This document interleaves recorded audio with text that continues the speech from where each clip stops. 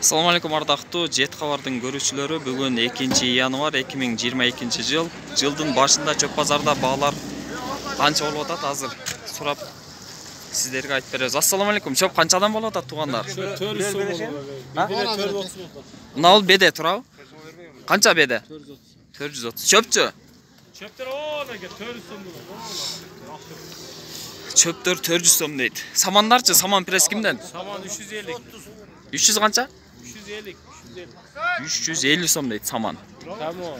Азыр чөп жакка өтүп дагы чөптөр сурайбыз.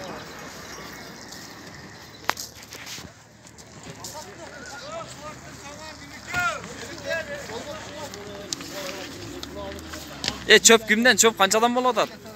Силерденби? Çöp kimden? Sen kança bolуп атат? 380 сом.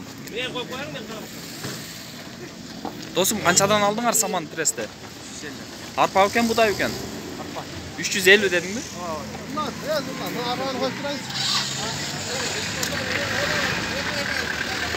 Досум, сатылышы канчадан болды? Канча? Болуş 380. 400 al 380. 400 деп 380-ден сатып атыптыр тугандар. Мынакей. Бүгүн 2 январ 2022 жыл чөп базардагы баалар ушундай. Мына бир портер чөп кетип атат.